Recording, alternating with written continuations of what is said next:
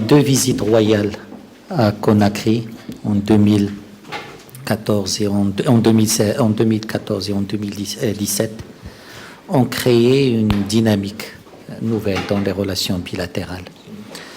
Les 6 visites de son Excellence professeur Alpha Condé au Maroc ont permis également d'insuffler une impulsion forte à nos relations bilatérales. Avec mon frère Ibrahim, nous avons convenu de travailler pour la mise en œuvre de l'ensemble des accords qui ont été signés devant les 2 chefs d'État. Une grande partie de ces accords ont été complètement mis en œuvre. D'autres nécessitent un accompagnement pour une mise en œuvre complète et rapide. C'était également l'occasion de remercier la Guinée, le professeur Alpha Condé, pour le soutien permanent et actif de la Guinée à la marocanité du Sahara. Une solidarité constatée dans les instances régionales, internationales. C'était également l'occasion de réitérer toute l'appréciation des autorités marocaines à l'action menée par la Guinée et par son président pour le retour du Maroc à l'Union africaine et qui a été menée grâce à l'implication forte du président Alpha Condé. Nous avons également discuté d'un élément important de nos relations bilatérales qui est la formation. Et aujourd'hui, il y a plus de 5000 étudiants guinéens qui ont été formés au Maroc.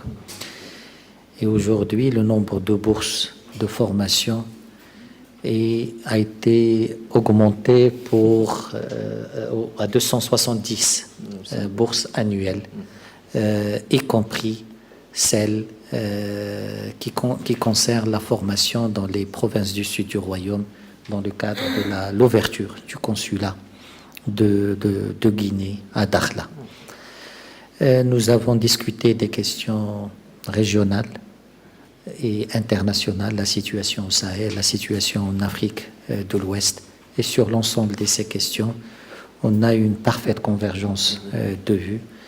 Et ça montre également que la coordination sur beaucoup de questions est très fluide entre les 2 pays, entre les 2 diplomaties. Nous avons enfin signé un accord de coopération entre l'Académie diplomatique marocaine et le Centre de formation diplomatique de Guinée, justement pour renforcer cette coordination entre les deux diplomaties.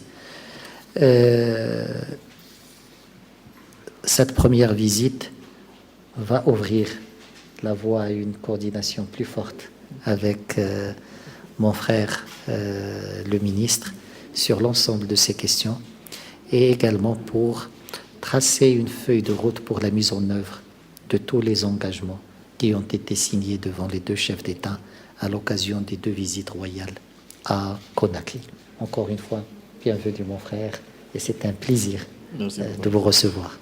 Nous savons, nous Guinéens, que le Maroc a toujours été là pour nous quand les choses n'étaient pas toujours très simples. Et je tiens, au nom du gouvernement guinéen et de son président, le professeur Alpha Condé, à remercier le Royaume du Maroc et Sa Majesté le Roi pour tout l'appui qui nous a été apporté, surtout lors de notre épidémie dévastatrice d'Ebola. Nous nous souvenons que le Maroc a été l'un des rares pays qui avait gardé ses frontières et ses lignes aériennes ouvertes qui ont permis l'acheminement du matériel humanitaire en Guinée.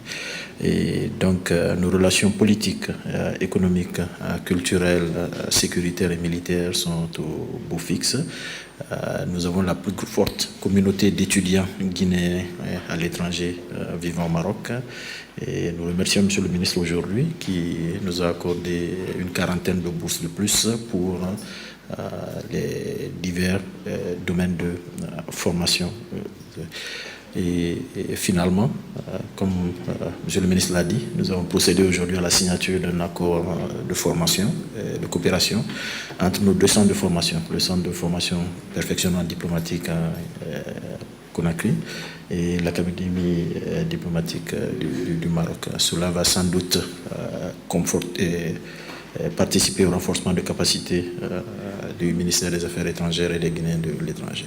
Encore une fois, Nasser, merci pour l'accueil et on est ensemble, comme on l'a dit.